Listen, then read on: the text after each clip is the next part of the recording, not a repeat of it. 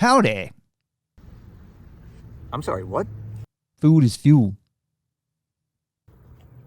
Did you say something? Yes, food is fuel. What now? Food is fuel. I'm sorry, what? Food is fuel. Bro. 4, 3, 2, 1. Liftoff and the clock has started.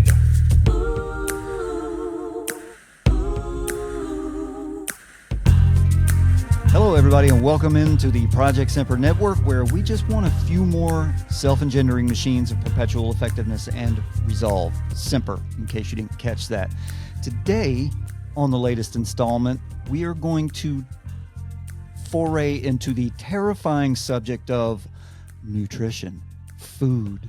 Oh my goodness. He's going to tell me to stop eating salt and sugar and fat and quit drinking and all this kind of stuff. Well, we probably will get to that eventually, but today we got a bit of a soft entry or re-entry, depending on what your perspective is, back into sort of how to maybe rethink or some new ideas, some new ways of thinking about food. Remember, food is fuel.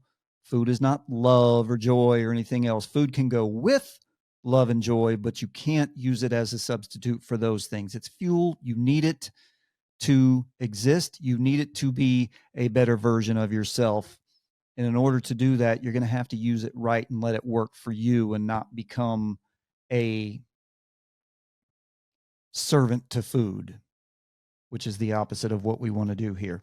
So I got a few video clips where we're going to talk about a few things, and then a little bonus material at the end. I'm going to give you what I do for breakfast. Now, one of the things we're going to talk about here is the benefit of adding some kind of a pre-prepared meal, a meal plan, if you want to call it, or a pathway to meal success. One of the things you should incorporate into your life in order to be a little bit more successful and a little bit more effective is to take reasonably insignificant decisions off of your table so you can have a little bit more bandwidth, as they call it, to invest into things that actually matter. Now, again, how you think about food matters here. If food dominates your world, this is going to be trouble. It's going to be difficult for you, and it's probably one of the reasons why you're searching for a solution to this. I don't look at food as something that is an experience for me when it comes to most of my meals. There are meals where I want to have a nice experience, but mostly food is fuel. I need to get the nutrients into me with as little muss and fuss as possible and as efficiently as possible. So we're going to talk about that. And at the end, I'm going to show you a little bonus clip of how I get my day started. One of the things that I do, I have about basically every breakfast of my week is off the table. I have it locked in. I know what I'm buying. I know what I'm doing. I know how to prepare it. I know the nutritional value that's involved with it. You're going to want to stick around to the end to see the little bonus content of how I get my day started each day. As I mentioned, probably about 350 days a year. Yes, I still go out and eat crappy breakfast every now and then because I like pancakes and waffles and all that kind of stuff, but I don't do that very much at all, and so on and so forth and blah, blah, blah. Anyway, so let's get on to the heart of the matter here, and hopefully you can find something useful in this and incorporate it into your own plan and maybe even share it out to someone who you think can benefit from it as well. Let's go. Hey, everybody. Let's talk about fear and food for a sec. Now, not altering an existential paradigm that you absolutely know is hurting, if not killing you, by layering in actions that will have undeniable universal benefits to the entirety of your well-being seems insane, right? Well, look, it's not insanity, it's fear. If you are one of the countless out there who knows you could and should be feeding and fueling yourself better, but you still haven't done anything meaningful toward that new standard, your biggest obstacle is likely fear of the unknown and good old FOMO, fear of missing out.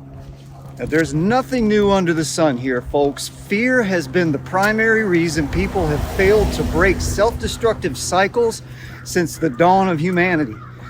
We fear what we can't see. We fear leaving what we consider comfort, even if that comfort is killing us. And we fear missing out on things to which we assign a high value, again, even if they are killing us. In the case of food, we are locked in a prison of fat, salt, and sugar FOMO. In that regard, I'm going to suggest that you begin this mission by adding things rather than taking things away.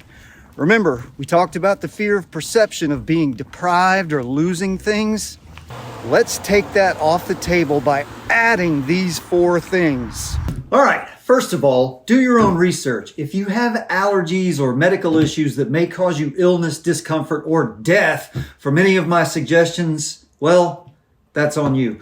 The entire universe of all the information that's ever existed is right there in your hand or on the table next to you. Be curious and be cautious and look stuff up. My suggestions are based on things that work for me. Item number 1 to add to your nutrition plan. Oh, by the way, I'm not linking to any of this stuff, mostly because I don't know really how to do that. Also, no one is paying me to hawk their goods. Also, and I can't stress this enough, do your own research. You can find all this on Amazon or you can source locally if that's your thing. All right, item number 1. I'll give you time to make rote and predictable jokes. Are you done? Okay. I don't care what demographic you are, add a fiber supplement to your day. The standard American diet is laden with shit you don't want hanging around your gut, literally. Take a fiber supplement and clear it out of there. There are plenty of reasons to add fiber to your diet, but I'll give you 3. Cancer, gut health, and cholesterol. Now, if none of those things are important to you, well, then I can't help you. One more thing about drinking fiber. No, it doesn't taste good. It's yucky. Grow up. It's 10 seconds of quasi-yuckiness every day to keep your gut engine functioning at a higher level. I take this every morning, and you should too. Please research the effects of taking a fiber supplement and what it may do to any medications you take and adjust accordingly. Everybody's system is different. Everybody's got different things going on. Now, this is psyllium husk fiber. I bought this on Amazon. Like I said, I think it's $28, which seems expensive, but really this lasts me for about 4 or 5 months. I keep the tablespoon right in there so I don't have to go searching for it. And I do a big old fat rounded tablespoon every morning. And no, it doesn't taste good. But again, it's a momentary bit of gustatory discomfort, not even discomfort, like I said, yuckiness, to really improve the overall fabric of your existence.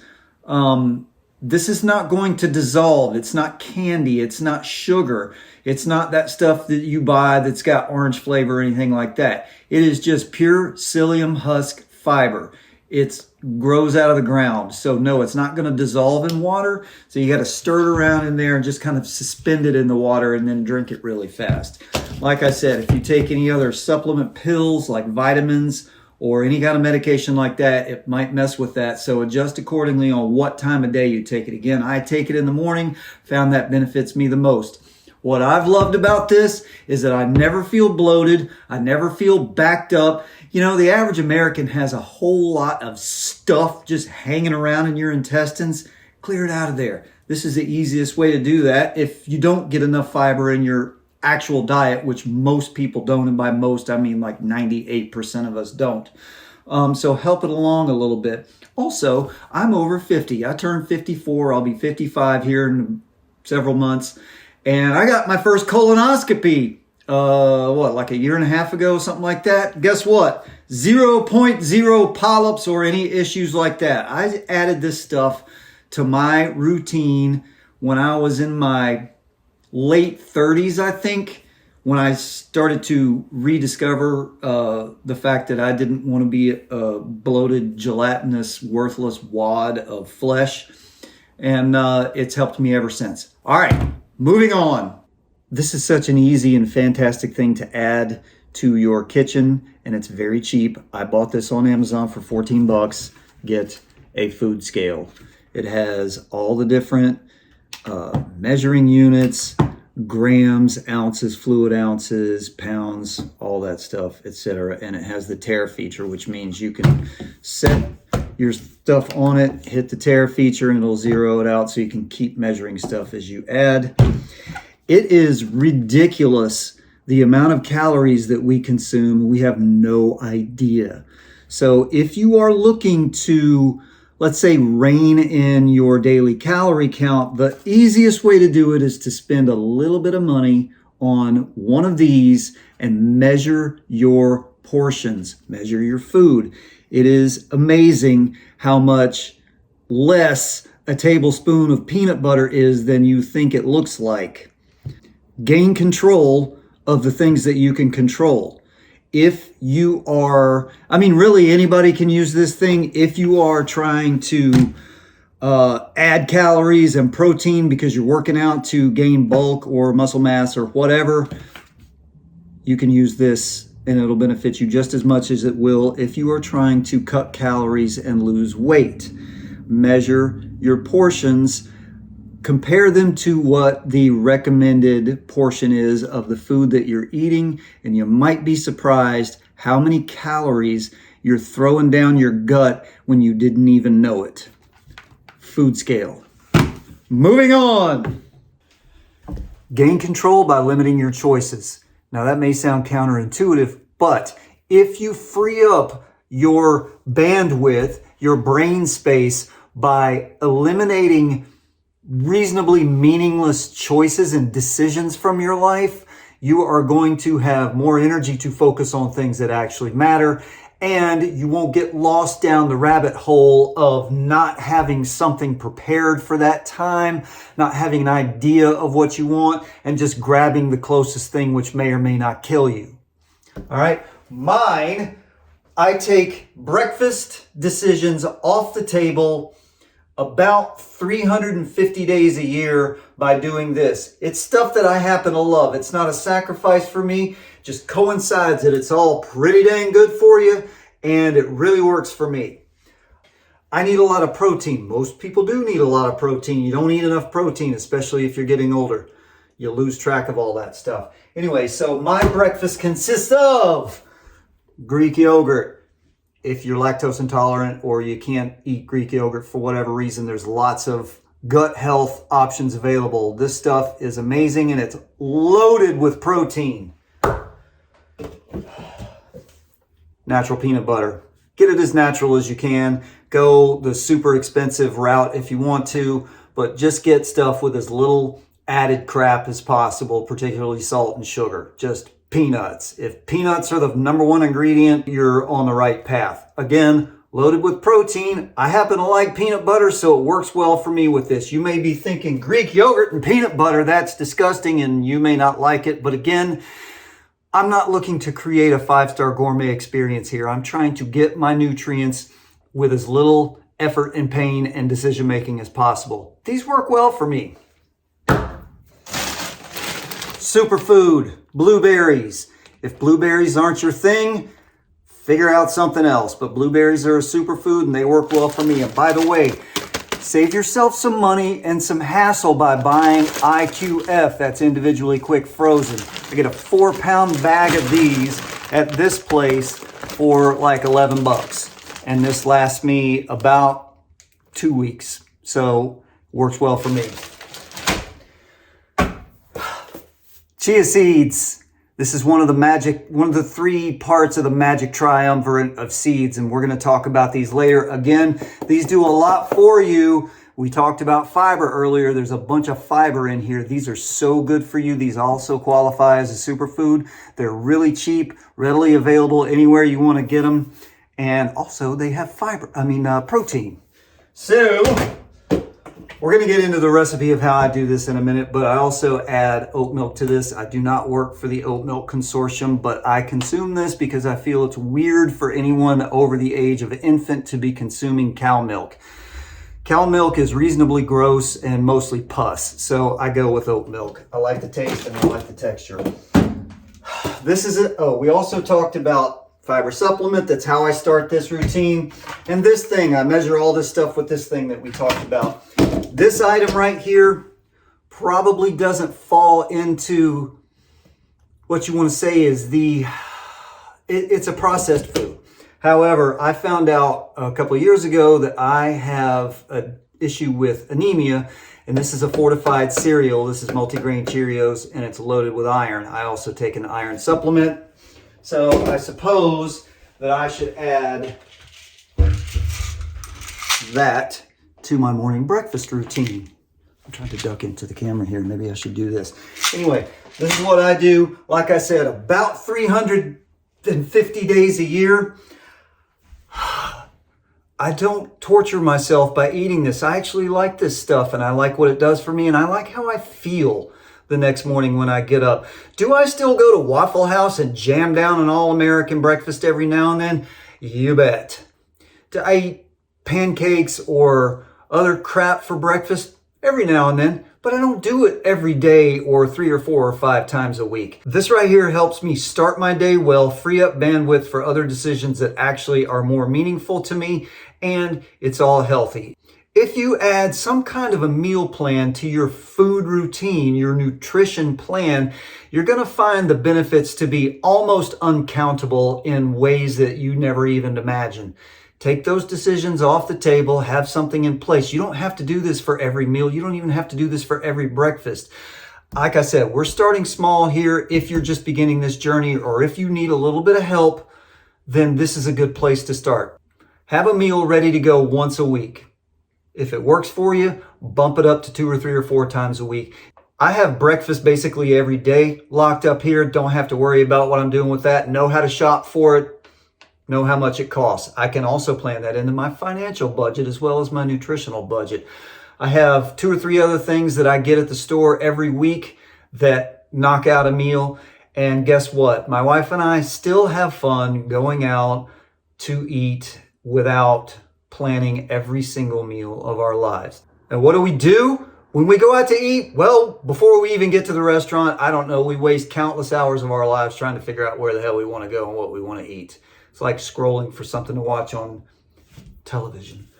But actually, we started doing this thing. Speaking of routines, I'm getting way tangential here. We have this on the refrigerator. We write down, we go find a list of places that we want to try around town when we go out to eat, write them down. When we eat there, we check it off the list. That way we discover new things in our lives and keep life fun. This isn't about taking away the joy. This is actually about getting joy back into your life by eliminating other crap. All right, so to summarize, we are going to begin this thing by adding stuff, not taking stuff away. We don't want to scare anybody off. So we're going to add, we want gut health, so we want to add that fiber. We want to know how much of what we're putting into our body so we can control it. Control what you can control. Don't let it control you. So we're going to get that food scale that'll take some unknown variables off the table. And we're going to add some kind of meal plan, if you want to call it, some sort of strategy where you are not flapping in the breeze, twisting in the wind, trying to figure out what you're going to eat and grabbing for the nearest crappy thing to jam down your face when you don't have the time anymore to make something a little bit better. So we're going to take those decisions off the table and have something in place, ready to go, something that we know is going to fuel us and help us be a better version of ourselves. All right, and as promised, here is the preparation of my breakfast meal plan. Here you go. All right, here's my breakfast prep. Remember, I eat this almost every day of the year. Now, here come the blueberries. Folks, it's a superfood. They're loaded with antioxidants, which help fight free radicals, which takes care of damaged cells, heart disease, cognitive decline, and cancer, and all that stuff. I let them thaw because I like that blueberry juice to mix with the oat milk, which I add next. Half a cup, that's half a serving. I get that mixed up so those juices mingle together. Very nice. Here come the chia seeds. Again, these are loaded with omega-3 fatty acids, which are so good for lots of stuff in you. Plus, they got lots of fiber and a little bit of protein, which is a nice bonus. I let them sit for about 15 minutes so they can soak up and do their thing. Then I mix them up. I like a little tighter texture. You can use a little more oat milk if you want. Here comes the peanut butter. Watch out. Peanut butter will get away from you. 32 grams is a serving size. That's a little much. Watch this right here. Oh, I've done this once or twice, right? Boom, 32 grams. The reason you got to be careful with the peanut butter is high fat content. Now, Greek yogurt, I want to show you something here. You see that nasty, snotty looking stuff? It's not nasty. It's actually whey protein, which people pay a lot of money for. I drink it straight out of the container. You can do whatever you want to with it. 170 grams is a serving. I do a full serving, went a little bit over there. Lots of protein and gut health right there. Then I mix it up. I actually like the texture of this. Some people have texture issues. If you don't, figure out what works best for you. This works best for me. It's easy, and I can construct it in no time, and it's all the stuff that I need. Now, my little outlier here is the multigrain Cheerios, which have a little bit of added sugar, but my doctor told me to add them because of the iron. Now, supplements, turmeric and curcumin, which I take for joint inflammation, and iron because of my anemia issues. And remember, I talked about the fiber. It doesn't taste good, and it's not going to dissolve in that water, but suck it up, Buttercup. It's good for you. Well, hey, it's me again. I thought that I could get through narrating that clip of my breakfast prep with including all the nutritional value, but I wanted that clip to be as short as possible. So I put it on kind of hyperspeed, a lot of it, and I wasn't able to include some pertinent information to this segment, which is the nutritional value. So the ingredients, hey, check this out. If you write things down, if you physically write things down, you are much, much more likely to learn and remember things than you are by just typing or reading. So anyway, I have actual paper and pen, a little notebook that I keep on me. So the ingredients, the blueberries, the oat milk, chia seeds, peanut butter, natural peanut butter, Greek yogurt, not regular yogurt. First of all, Greek yogurt is what you need for that gut health, not just regular old yogurt. Plus, most yogurts are absolutely loaded with added sugar, including all that crap you give to your children. So please make sure, and I use plain, unflavored, plain Greek yogurt. And the multigrain Cheerios, which I added, as I mentioned in the video, because my doctor wanted me to get a little bit more iron, and that's a fortified cereal. So the blueberries, my serving size is 111 grams. I just kind of eyeball that. That's about how much works for my breakfast. And an actual serving size is 140 grams. So everything's adjusted back. So I get 63 calories out of that. There's no saturated fat in there. And it's 9.5 grams of sugar. Now that is natural sugar. Sugar is the thing. You got to watch out for added. You got to watch out for all sugars, but added sugar is the devil. Regular, naturally occurring sugar is fine, but you still have to watch out. You still have to keep track of how much of it you consume, which is why I have it on my list. So that's 9.5 grams of that. The oat milk, I use half a cup in my breakfast. That's half a serving. That's 45 calories, no saturated fat, and 2 grams of added sugar. I don't know what it would taste like if it didn't have that. I probably wouldn't care. But anyway, so that's 2 grams of added sugar right there. We're okay. Don't panic. The chia seeds, which, as I mentioned in the video, are amazingly healthy for you. And I touched on it a little bit, but through my own research, it says to let them soak for 10, 15, 20 minutes to let them, I guess, release all the goodies that they have to release. So that's what I did there. I use a full serving, which is 2.5 tablespoons or 28 grams. I went a little over. That's okay. So that's 140 calories. There's the fat that's in there is 8 grams of omega-3 fatty acids, which are really, really good for you. So you can't look at that fat and go, oh no, because you need that stuff. And there's obviously no there's no sugar in chia seeds. The peanut butter, as I mentioned, you got to watch out for it because peanut butter will sneak up on you. It is very high fat, high calorie content. If you get the natural stuff, hopefully you can get stuff that's just peanuts, but it's fairly expensive. So if you can get something that's natural that has a little bit of added sugar, again, you're okay as long as you keep track of it. So serving size, I use a full serving size, which is a tablespoon or 32 grams. That's 190 calories. That's the highest that's the smallest amount of something I put in there and the highest amount of calories. There's 3 grams of saturated fats. You're okay there. and there's 3 grams of sugar, but 1 gram of added sugar. So we're still okay. The Greek yogurt, I use a full serving. That's 170 grams. That's only 100 calories, 0 saturated fat, and it's got 6 grams of natural sugar, no added sugar in there. And finally, as I say, the outlier, the thing that I would not ordinarily eat, which is a processed food that has some added sugar. It's not going to kill you if you eat a little bit of it. So I do 14 grams out of a 39-gram serving, which gives me 54 calories, no saturated fat, and 3 grams of added sugar, which I'm trading for the iron. Now, you total all that up, the breakfast plan that I eat takes this decision off my day almost every day, every morning of my year. I'm walking out of there after my breakfast, or hey, whatever you want, whichever part of the day you want to consume this particular meal. So I could eat this 3 times a day. It's fine with me. That wouldn't be especially healthy for the macros. But anyway, we're calling it breakfast. I walk away after that with 592 calories, 11 grams of saturated fat. 8 of those are omega-3 fatty acids. I should say 11 grams of fat. 8 of those are omega-3 fatty acids, which is amazing. And sugars, we're looking at 23 grams, of which 6 of those are added sugar. So we are just fine right there. And our protein count after this particular meal is 32 grams. So this is a pretty rock solid way to begin your day, or something to fold into your day. Again, it's just what I do. Do whatever the heck you want to do, but keep track of this stuff. Use that food scale. Remember to use that tare feature that resets the weight every time you add an ingredient. Is there anything else on my list that I wanted to cover? No, I think that's about it.